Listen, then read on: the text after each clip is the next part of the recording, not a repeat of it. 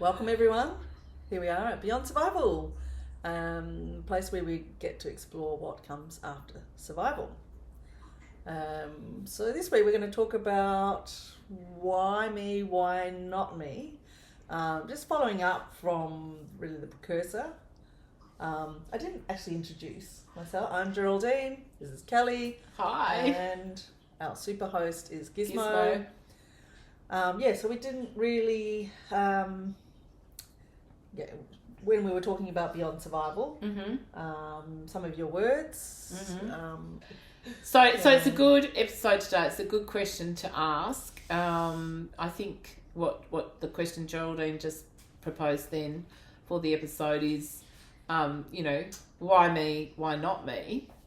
And the curse and blessing of that. And it's really, we'll get into it, of course, in depth, but just to give you a quick little peekaboo on it, it's really talking about why do we live in this constant state of survival, and how do we pull ourselves out of that? How do we look for opportunities in everyday life to move beyond the survival of that particular story for the day, And they can be big stories and they can be little stories, but I find the formula is still the same, that, to move.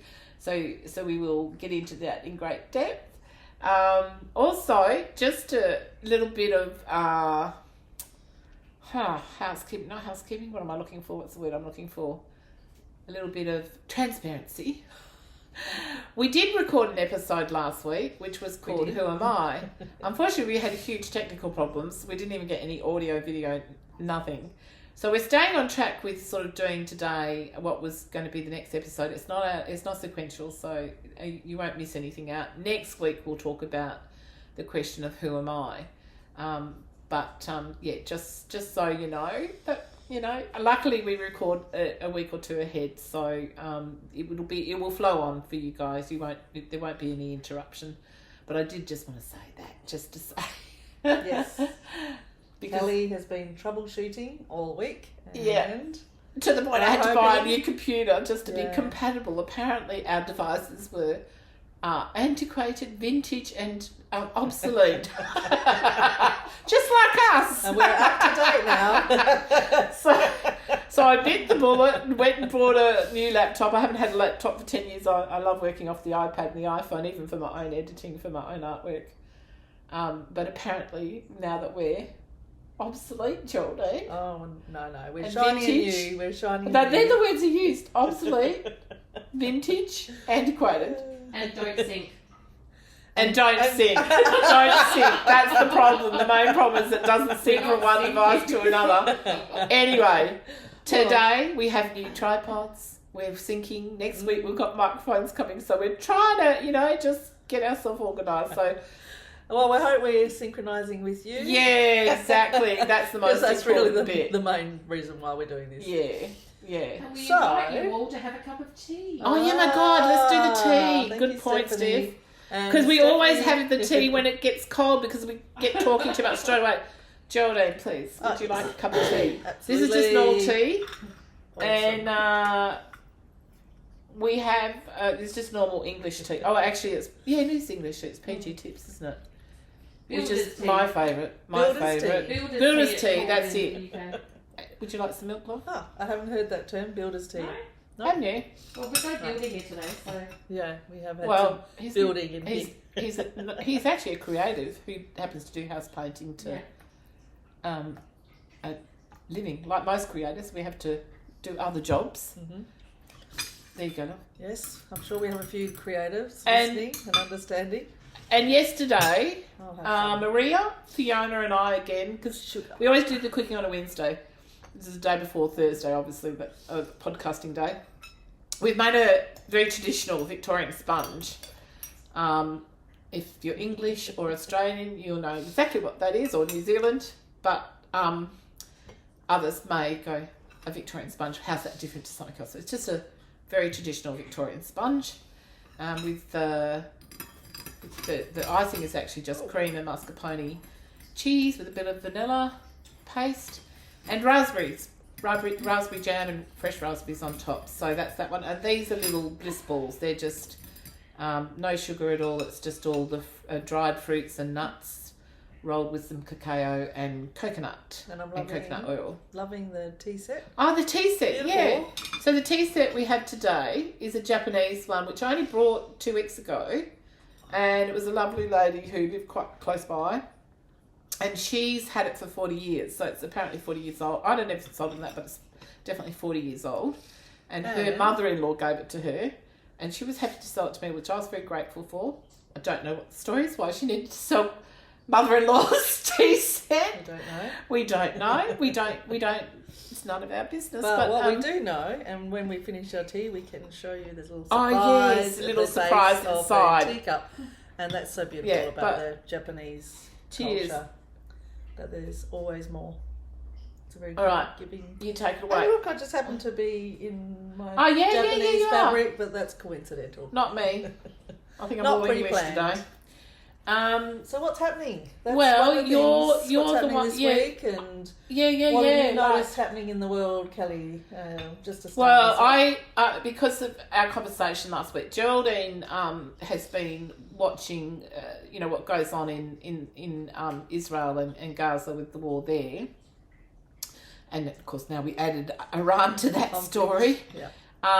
And it every week there seems to be updates, and I've very much focused on Russia and Ukraine because of my connections with it, but also every time I would look at what was going on with Gaza, I couldn't do a deep dive on it because it just felt too much on top of, looking at what's happening in Ukraine.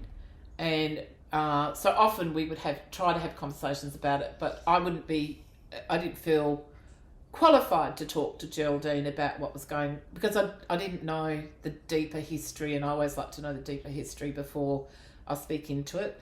So I've been doing, in preparation for next week, I've been doing a bit of a deep dive finally on the history side of what's happening in Gaza and Israel and the surrounding Middle East, and just so that I can understand the trajectory over the last 400 years of why they are where they're at now, and then I'll be able to speak, I feel, more confidently with you about your, because I know you're quite passionate about it, and we, again, this week it got to absolute escalation level with starvation with the kids. And the adults, all of them really, like it's got to the point now where many of them, even if they do survive and we do get aid to them in some way, Trump seems to be loosening up, I should say. F47 seems to be loosening up a little bit, but still nothing has got through to them. I checked this morning. You also have the tsunami alerts that went around yesterday. We got it in Perth, Western Australia. We got them on our phone yesterday about over in the Eastern Coast. There was purple flags everywhere on the map, which is, it means intense warning. We're on the west side, so we're, for the most part, okay. But yeah, so that was, and according to the scientists, that's the first of a series of expected earthquakes, tsunamis, because of these 4 volcanoes strategically placed around the world that are at the moment becoming more and more active apparently. And again, we need to do a bit of a deeper dive on that, but noting that the first one, and the predictions are that by the time it gets to the 4th one down the track, we don't know how far away that is, listening to what the scientists were saying yesterday. But essentially they were warning that, by the time we get to the 4th one, it could be 4 times bigger than the one that hit Christmas Day in Thailand and Indonesia, which was, and India, which was, we know. So it's really aftershock after aftershock, and the conflicts around the world were really well, everything together. A humanitarian you level, have to, and in some ways it probably brings us together. Yeah, I mean it's I know. Well, like I work in schools. Yeah, and I know with the earthquake, it was 2 nights ago now. Yeah. So it's all very. The kids were running around saying there's an earthquake, and so yeah, it's funny how in Perth we don't experience that very often. So no. I know that the No. epicenter For the most part, we're pretty safe was here. Meckering, and I don't know how long ago we've had an earthquake that's more than 4. But anyway, we've just had an earthquake that's more than 4.7, is it? Yeah. On the Richter scale. So it's It just goes to show you, though, because I think it's just revealing to us another wake-up call, pay attention, because not only do we have the geopolitical situation that continues on and the war zones that continue on, now I think what we have seen really lately with the flash floods in Florida and a lot of flooding that we've had in Queensland, in Australia as well. And the extremes, and the changes of temperatures. Yeah. Quite a bit. So for those who don't believe climate change exists, I don't know what else to say to you. I don't know what else to tell you if you can't see, it's happening. You can't witness what's going on and see that as, Actually, a warning. My new favourite writer, he's not new, but really somebody that's really resonating and is putting out daily writing is Richard Haynes. And he's on Subtrack. Yeah, read. Look, he's bringing it all together for us folks, and there's lots of people out there that are doing that. But I just wanted to highlight the title of one of his writings this week, which I felt was relevant to what we're just talking about, was The Lens of Disbelief, How Perceptions Shape Our Experience of Reality. And how perceptions shape our experience of reality. Well, that kind of folds into the blessing and curse of it, doesn't it? It does. And I just find it interesting, even with the earthquakes, that there is the aftershocks of news. Last week we were talking a little bit about, sorry we can't share that with you, but we did start to talk about the Epstein Trump situation and how the aftershocks of that is really to expose the truth and how really that is going, there's just these ongoing wake-up calls, basically. Yeah, and it's not going away. Look, all the other big distractions that the F47 administration have put up to distract people so that they're not paying attention to the real job being done behind the scenes by the Heritage Foundation and people like Peter Thiel and JD Vance and... but talk about the connectivity. Yeah. The earthquake, just before we went live, we were sort of putting a little bit of this together, and that from Russia to Hawaii, to the Virgin Islands, to Australia, to Cook Islands, to the Fiji Islands, to New Zealand. It'll even touch New Zealand and our eastern coast. And that's a pretty big connection all over, isn't it? Yep. And it just says it always that we're all connected, and I know that we're all in unique positions. But I think it's also too important, Geraldine, sorry to interrupt you, but I do think we're not trying to fearmonger here. That's not what this is about. It's about awareness, about creating awareness. I strongly believe that people are exactly where they're meant to be, regardless of whether it's a, something happening along the lines of, war zones or politics or climate change. We are in a world unprecedented with events that are happening at every level, both, all of it's human driven, really, isn't it? I think so. Yeah. Even the climate change, shamefully, yes. So, no, I mean, and I think it's that's the truth of it. Even, what is happening is putting us in front of a camera talking to you. Yeah. So, here we are. Again, we've said it before. This is a first for us. But we felt it important enough to have these conversations, not just with the people that are close to us, that know us and care about us, but, just the greater international community. So I guess, again, I think I said it a couple of weeks ago, it is that international mind at a community level. Mm-hmm. Yeah. And we have to remember we're not separate from our, brothers and sisters in other countries. Just because you don't know them or know their culture we have to get away from this idea that we're actually in a place of separation. I think that's the core of the question that you were posing Yeah. earlier and the curse Why and the me? blessing of it.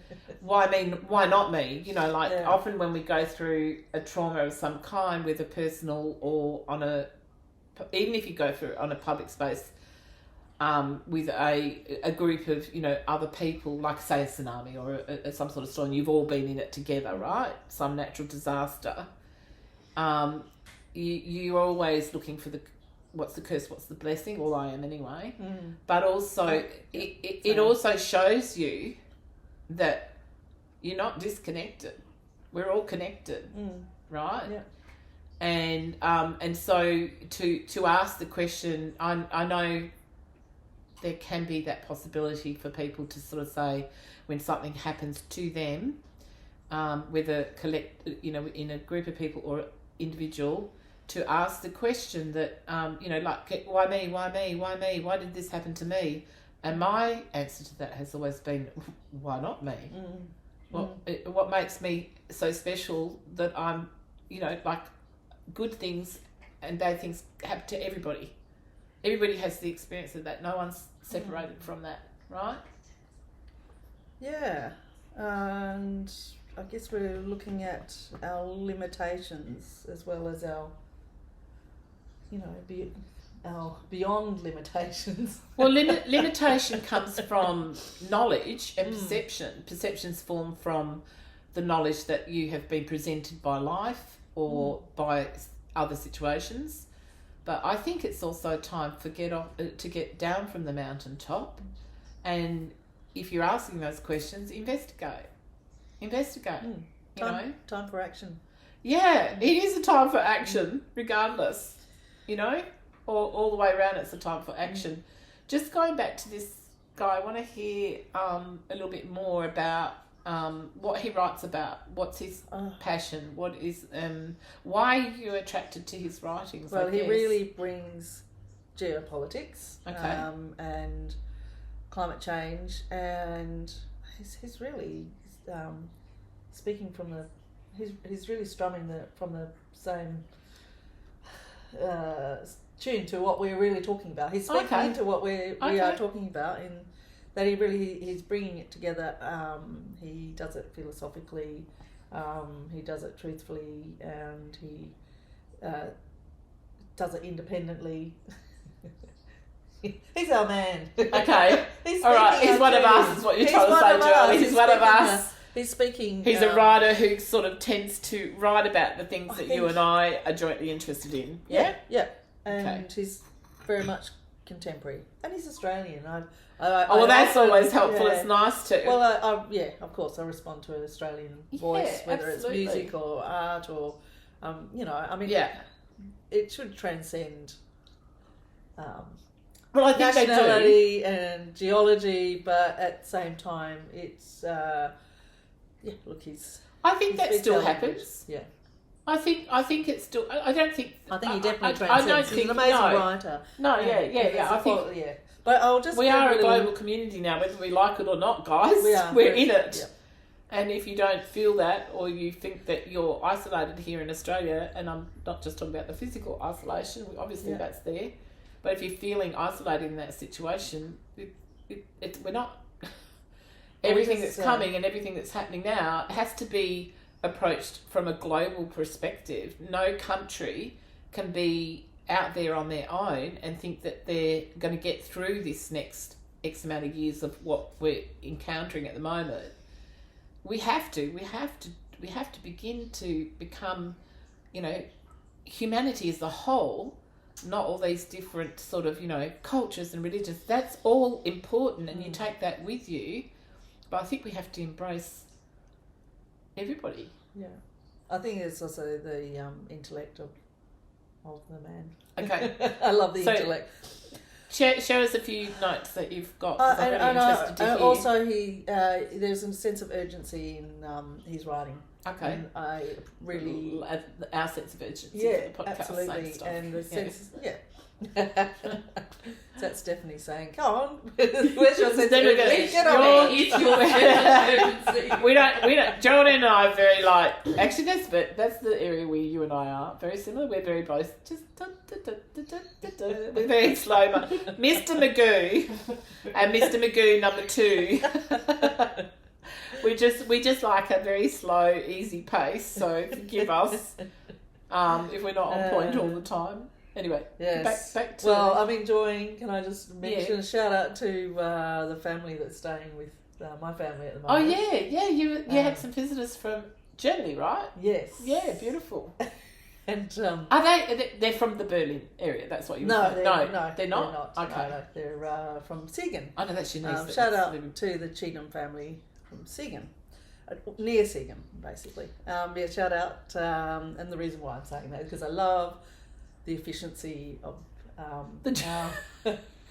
our German We have a different kind of efficiency, surely. We do. Yeah, we do. We get things done. We still get things done. We're just a little different in our approach, that's all.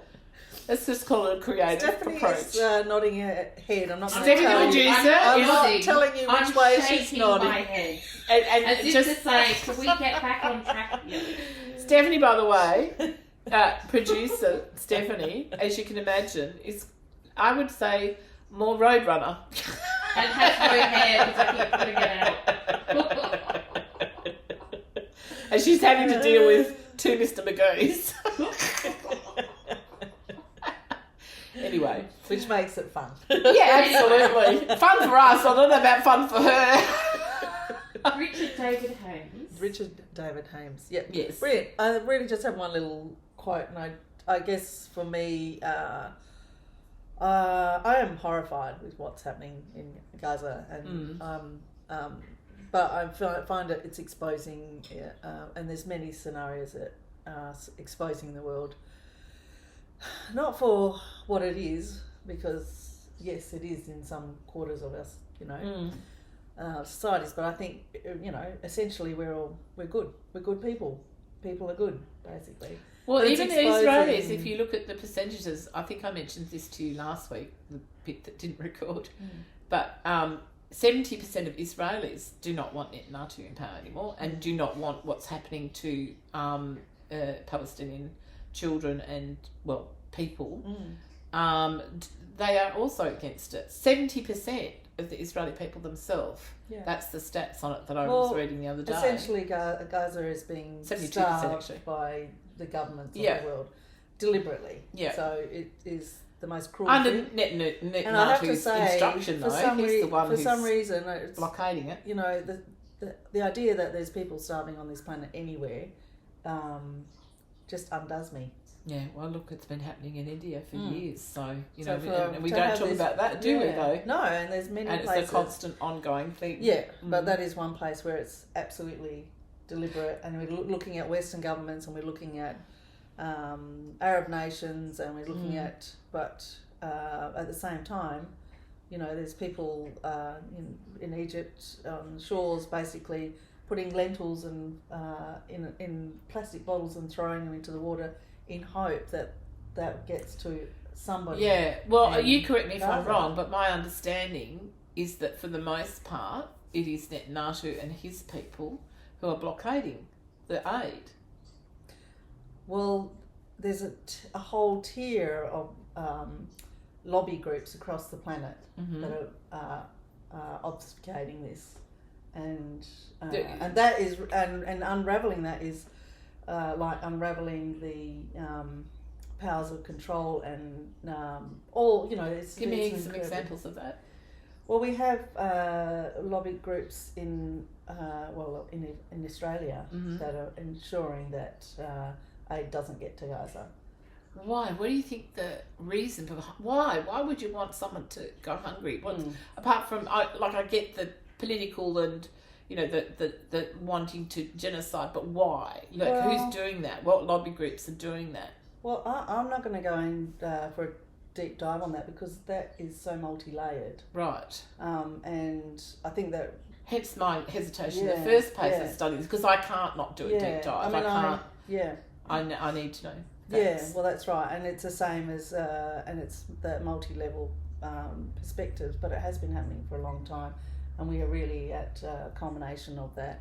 And it is a moral crisis of the planet. And it's the same, but it is the same story. If Ep4 in his first term hadn't done the things that no other president would do for nationality, we wouldn't be here today. This wouldn't have been able to play out. It only was able to play out and continue on with the Iran story. And you remember I gave you my theory on that a few weeks ago. Yes. You guys won't get that episode until next week, but I have a theory about that, of like why that all played out that way. It's just a theory, Kelli theory, but just from reading lots of articles around before Trump got back into power for the second term, meetings that happened at Mar-a-Lago with Netanyahu and others. But so just... Well, it's successive governments. It's right. Successive. It's been a plan for a very long time, and we're really just seeing the culmination. And I guess it's quite.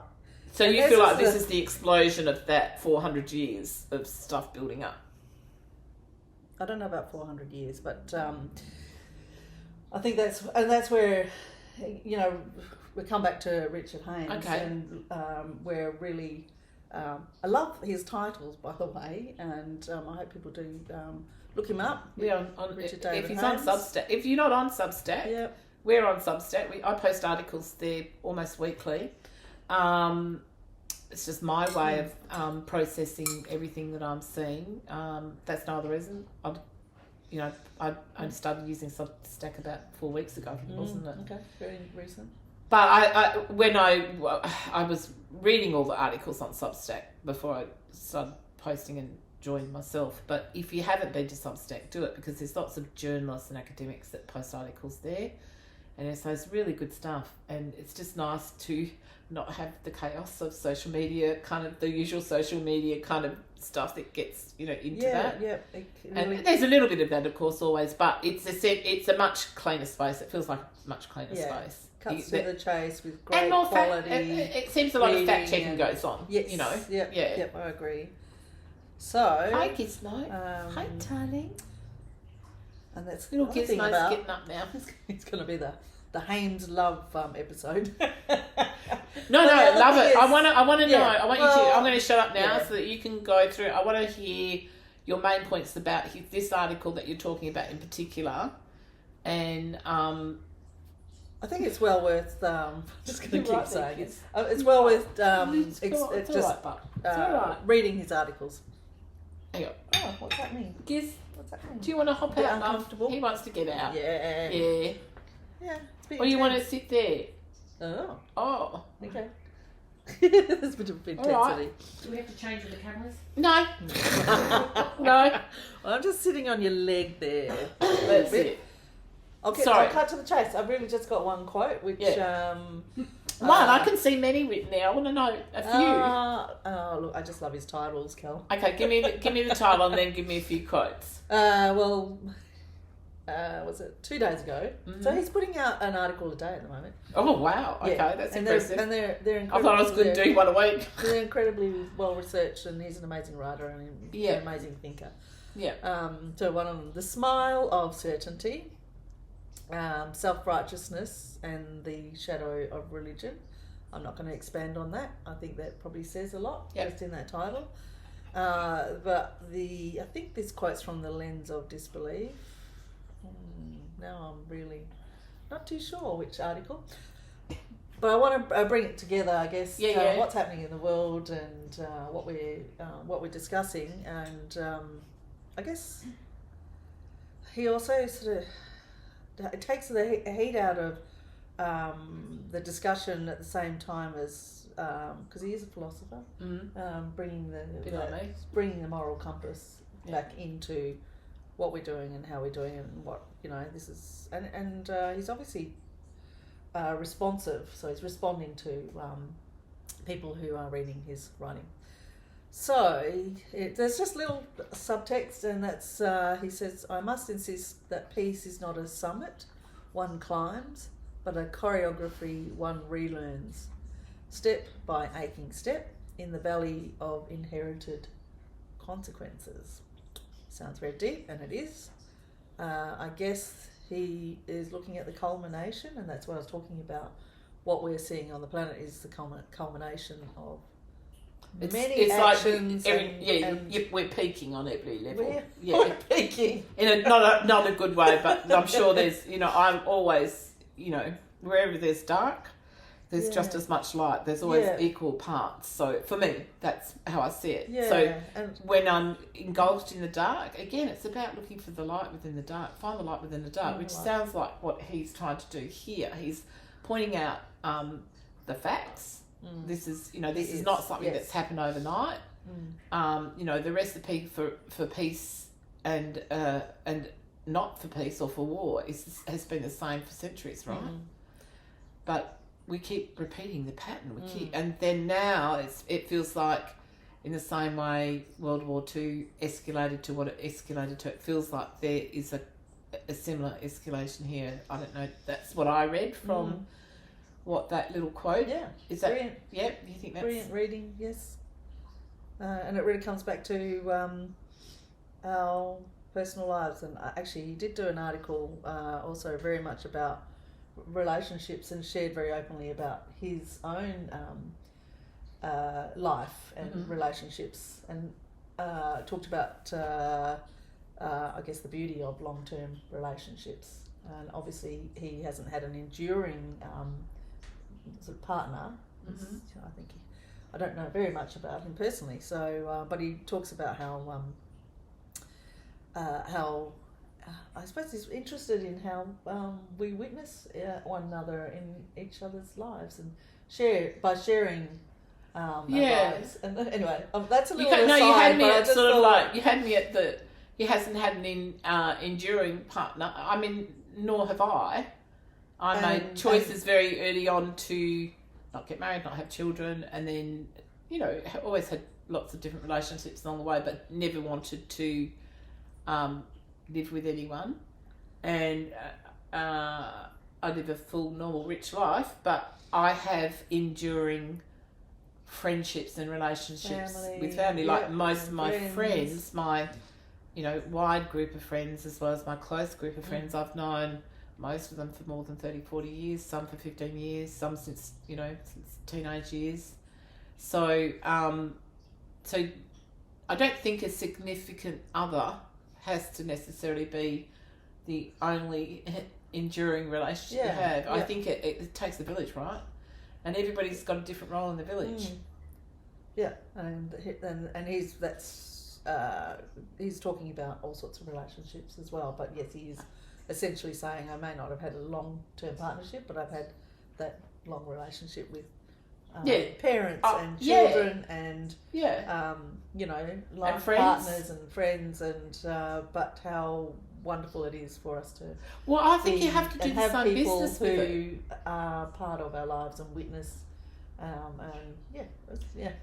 don't think it matters whether it's an intimate partnership relationship or it's a business relationship partnership. I mean, I have that with Lois, but we've still had to do the 9 yards after 30 years. We've just about had every single debate you could possibly imagine, and come out on the other end of it now, where most of the time we can meet in the middle ground where we agree to disagree. Midgies again. Sorry about that. So I think that we do get a bit hung up on what should be rather than what is, which kind of plays into curse and blessing stuff again, or when we say why me or why not me. I think within that context,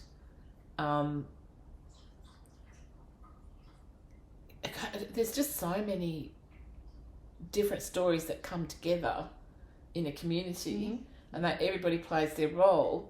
And I think one of the difficulties for humanity at the moment is we have this recipe for what is seen as success, and it's usually directly related to what do you do as a job? How much money do you earn?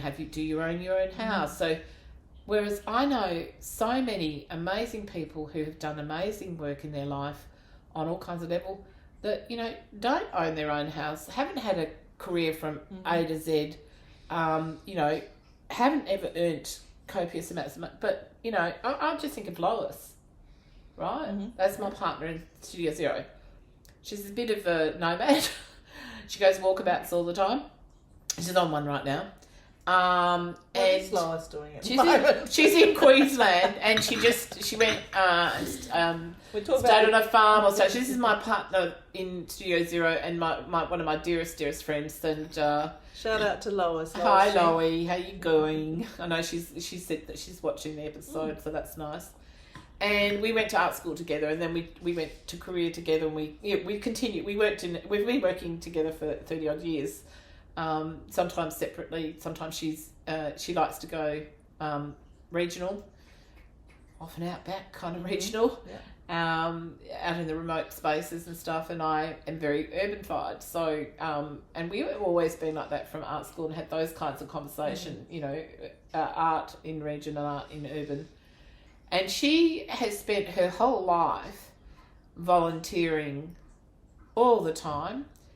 She really just doesn't care about money as long as she can find a bit of toast and tea. You know, so there's both blessings and curses with that. The blessing is that she gets to do what she wants to do for the most part.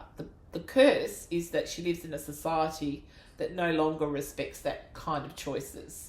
You know, she comes from, her family were missionaries in both her parents and grandparents, and I think if she was able to do that today in the way she wanted to, and she does actually do that, a version of that in her own way, but she she just like you know, incredible amount of volunteer work, and yet sometimes she can't, you know, she hasn't got enough money to feed herself or pay for petrol, but that's who she is, and that's what makes her happy. And so who are we should honour that and respect that, actually, because the amount of people that she has been of service to without asking for anything in return is phenomenal.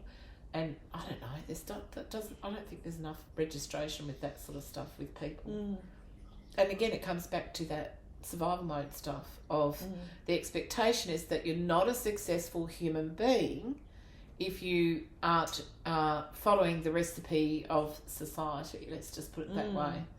So and again, it's blessings and curses within those stories. So I guess that's part of the reason why we're here, is why we're asking, you know, why is society limiting us to survival mode? Control. And that's why I'm talking about governments stopping supply of basic necessities to a whole population of people, or hiking up food prices, telling on one hand, you know, the economy, I mean, we're being told that we you know, basically are all part of, which is supposed to work for people, the economy, but it's quite often the opposite. We're working for the economy. The economy is not working necessarily for us. And the problem is, Geraldine, that system has been in place since the beginning of this civilization, which is now about 14,000 years on the books, probably a little bit longer than that. Obviously, our own Indigenous civilization has been going for 65,000 years. Do you think we listen to them and learn anything? We should, but we don't. It's coming through. It's coming through now, but it's still. But you know, absolutely, it's coming through. But we, honestly, we pay as much attention to it? They have a lot of knowledge that we could access and exercise, but we choose for the most part not to. I don't know. I just think sometimes it can be a bit tokenistic. You know. Well, we've just had NAIDOC week, and it's NAIDOC month, and you know, all the different groups and workplaces that I interact with are celebrating 50 years of NAIDOC. I agree. There's a lot more. Just for those, we could open our ears and we could open our eyes. I mean, Aussies will know what that is, really, but just for the people who don't know, and Islander Day, basically. So what does that actually mean? And why has it been on the agenda for 50 years? Well, it's what's the work they do? Yeah, well, it really is about reconciliation, and it's repair and healing, and they have a theme each year. I guess it's also about communities and Indigenous communities coming together and celebrating their culture and their and therefore strengthening it. Yes, and because they're not going away. I'll tell you what I'll put up at the end of this video. This is great And Indigenous. they shouldn't go away. Absolutely, No, should not. they shouldn't. Like, That didn't sound traditional right, really. owners of the land. I think they have first say.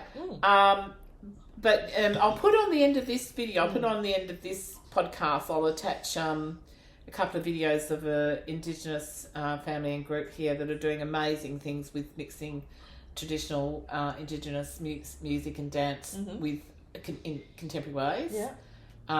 Just delightful. I've been following them now for about 3 or 4 years, and they're kind of travelling the world doing a lot of what they're doing, which is awesome. So that'll be our little video at the end of this episode. We'll put, because it's another art form really.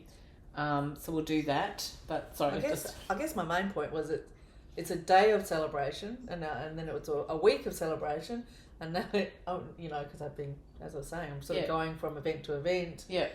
Through Department for Education and different workplaces and different places and groups I'm involved with. Now it's more than a month. We really it has so much to share. Yeah. It's going to keep spilling out. Yeah. Until we really listen, until we really do the work, do the healing, I guess it's integration through knowledge. That comes back to the theme and of today's episode of blessings and curses. Yeah.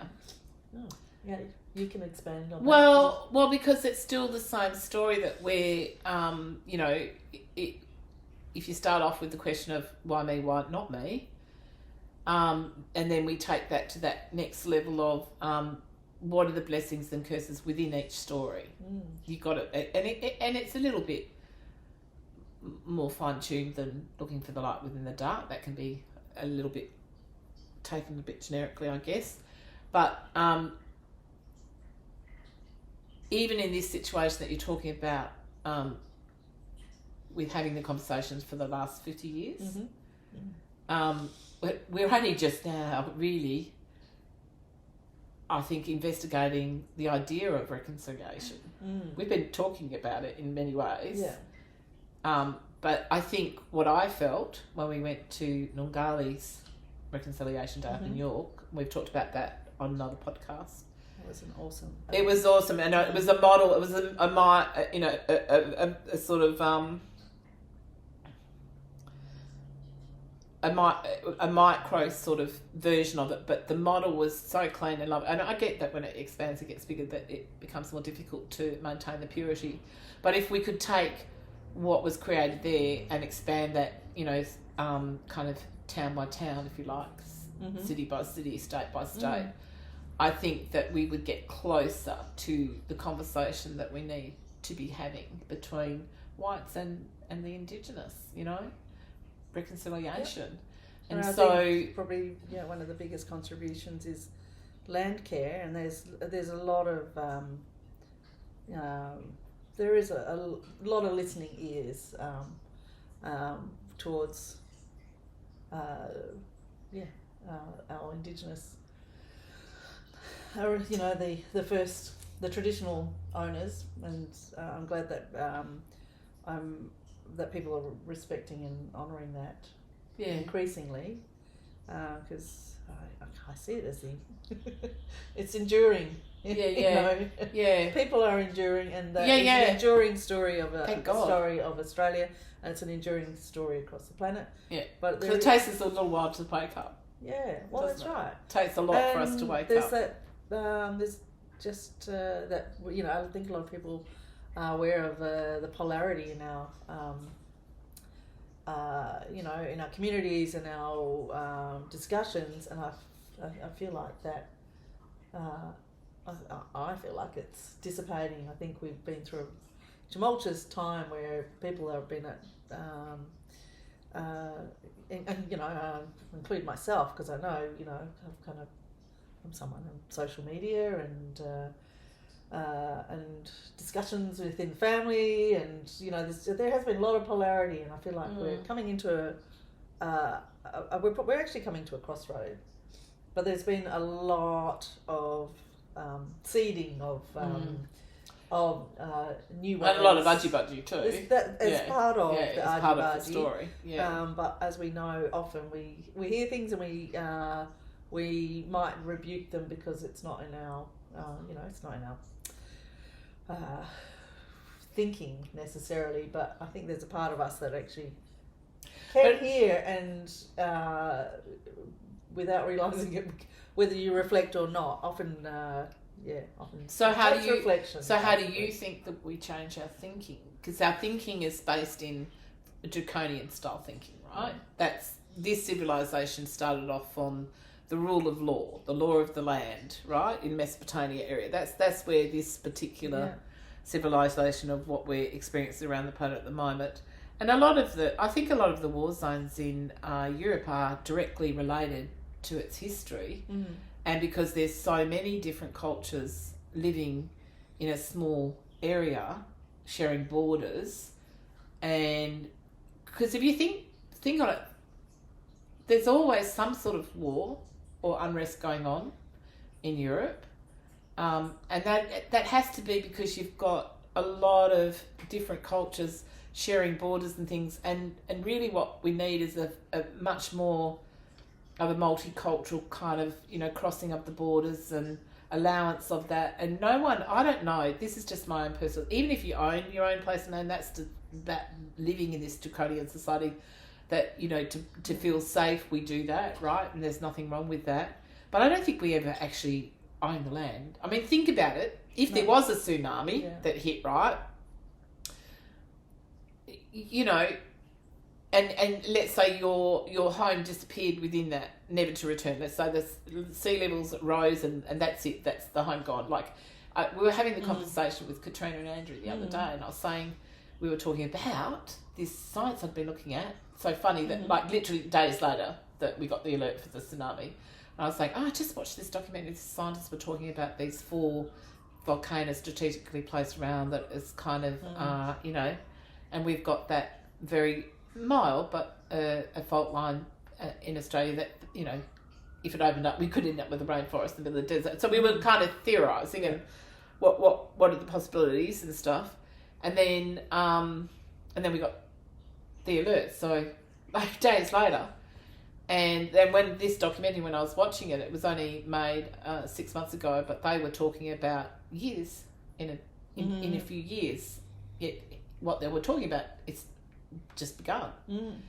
Yeah. So everything's on fast forward, I feel like, in lots of ways. Yeah, I do. And that's all, I mean, that's an opportunity for us all to wake up and not just be complacent and stay exactly where we are.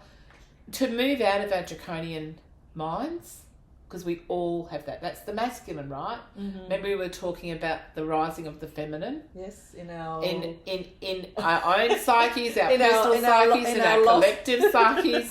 You know, I think we'll have to revisit that. Yeah. The rising, because it was in our lost episode. We'll talk about it again next week. But it is about the rising of feminine within each of us. It doesn't matter about gender. It's not. That's not what we're talking about. No, that's right. We've lived in a very masculine, law of the land based society, which has required that we go out and work and pay the bills, and it's survival mode. It's always been survival mode. Why do the powers that be, to answer your question, keep us in that survival? Because it's really simple, whether it's religion or government, it is about, or cultures, or, you know, certain cultures that hold on to certain things. It's about control. It's that simple.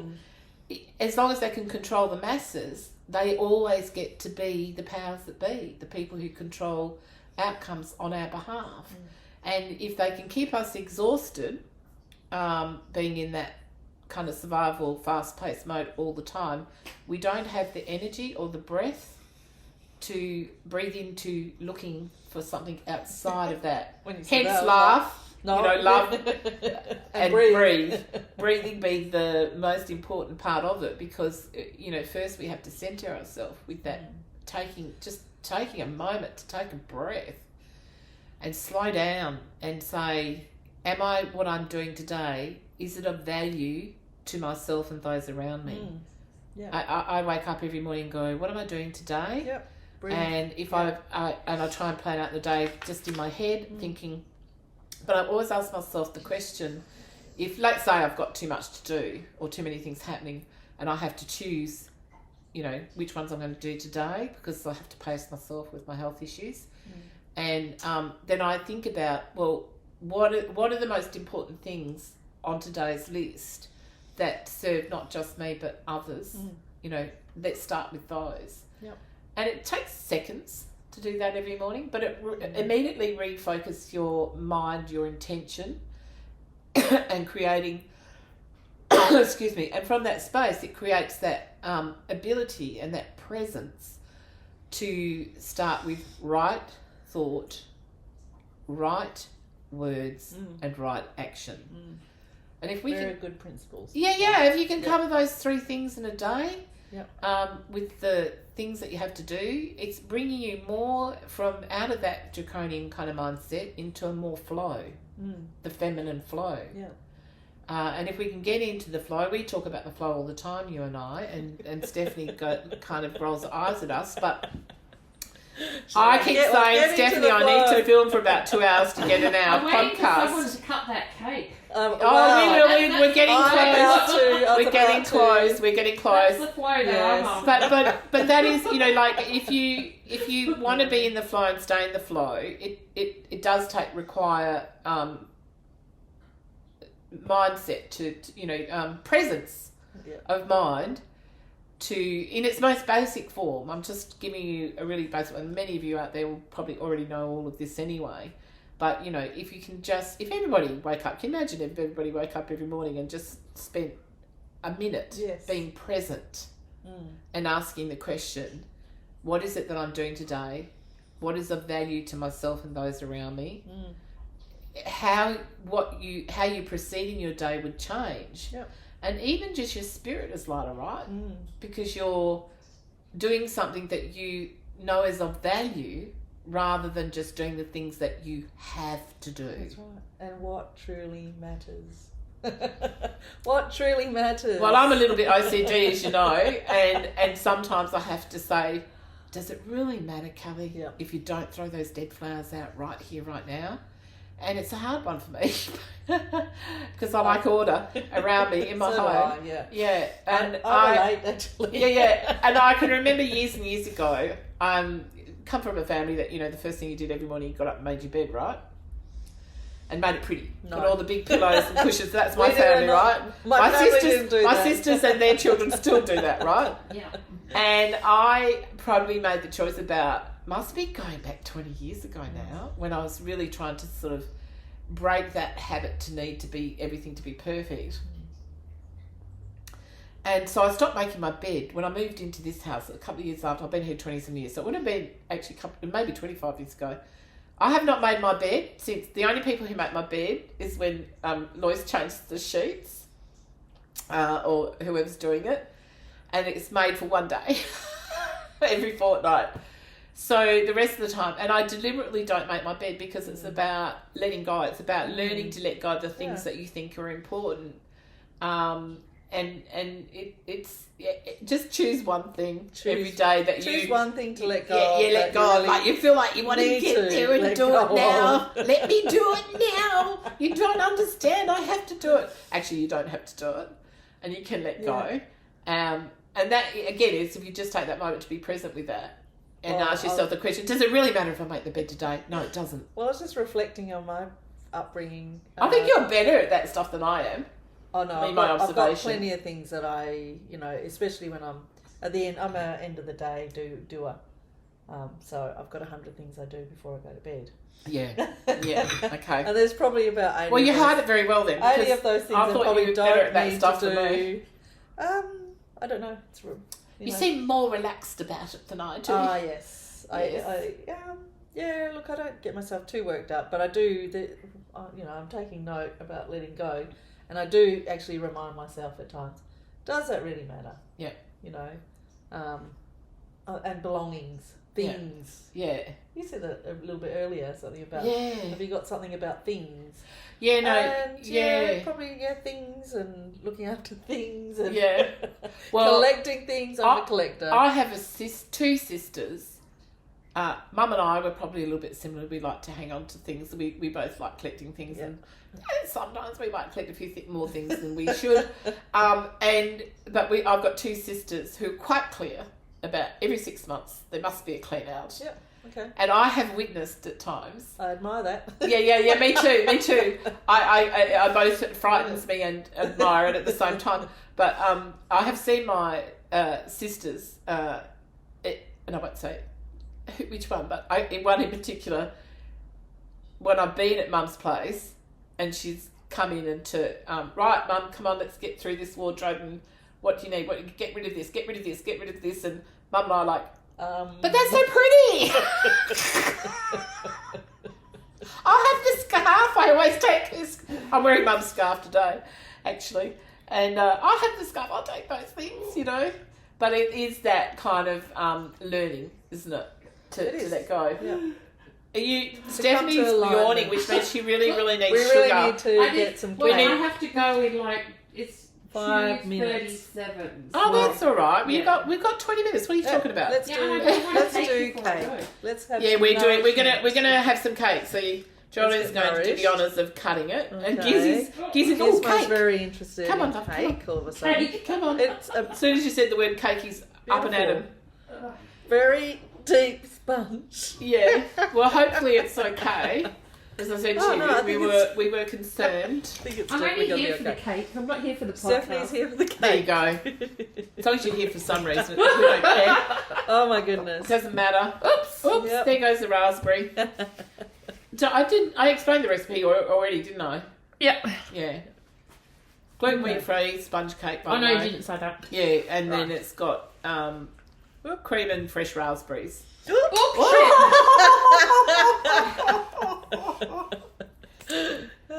We gotta stop swearing. I have to keep I didn't editing have all one of the those swear last words week, so out. Pass me your plate, and I'm hoping Thank you. it's not. Oh, ow.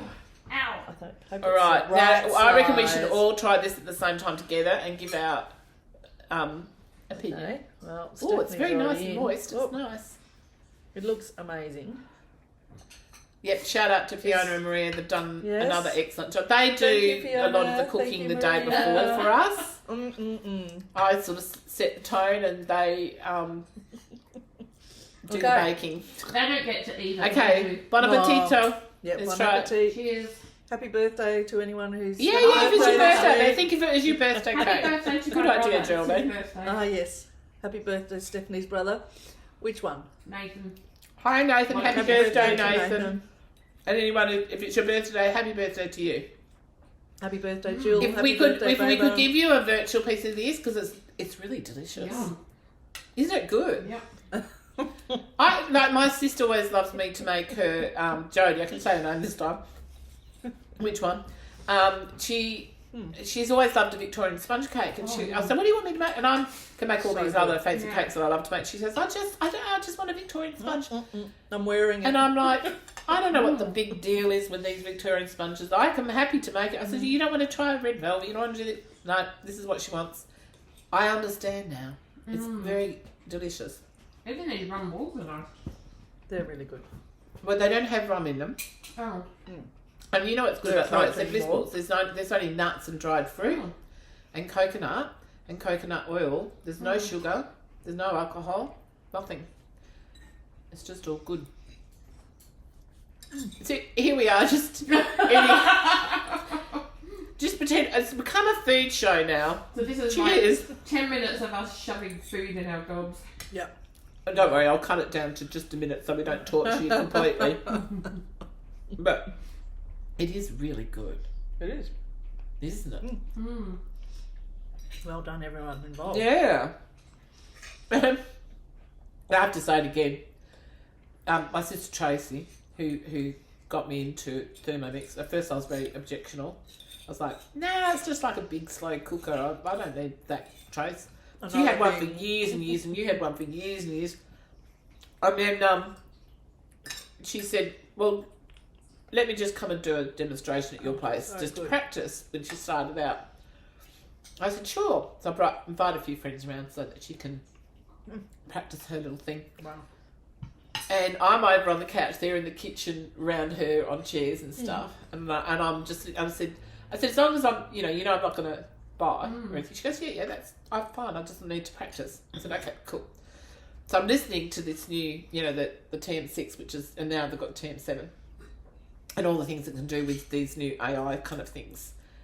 And I started hearing, and you can make butter, and you can make relishes, and you can make jams, and you can make all in, like half the time stuff. And I said, what? From the couch. And mascarpone cheese. And I was the only one, by the way, from that day that brought a Thermomix. And then Geraldine brought one from Trace, and then only upgraded, didn't you?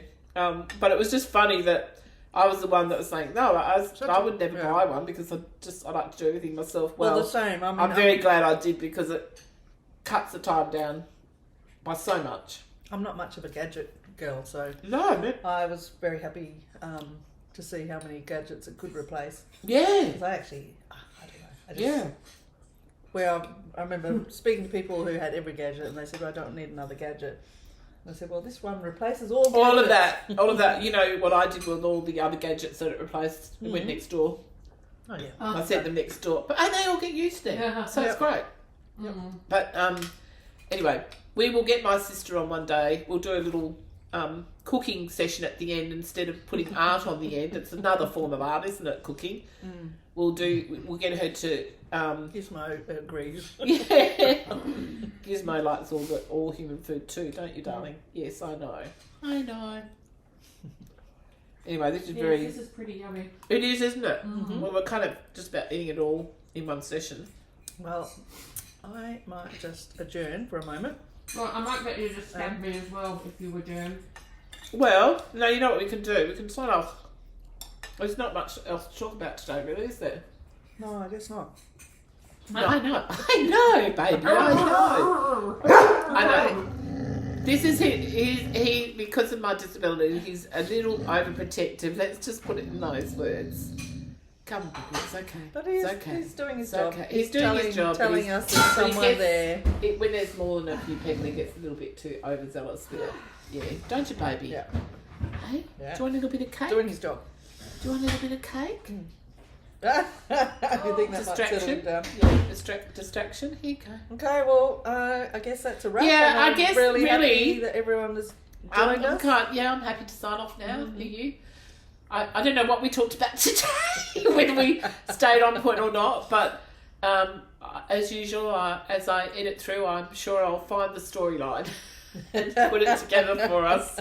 Sometimes we went from back to front, but that's okay. Well, we're really just exploring this. We are. Look, topic you know, of what comes after survival. Exactly. So please comment, like, is your- subscribe. Definitely, and share, and obviously all these things help. What we're doing, the other thing I haven't said actually, what the whole point of doing this is not just to have the conversation with the wider community for ourselves and for all the people that we love, but it's also we thought that it could be a way for us to help raise some funds. We're a non-profit organisation, StudioZer0, supporting artists, Australian artists, to connect with other international artists because we've got those connections. Stephanie walking past. So what we're doing is any money we raise through things like this and YouTube and when we put we'll put our designs and things on Etsy to whatever. But it's not a whatever, but you know what I mean.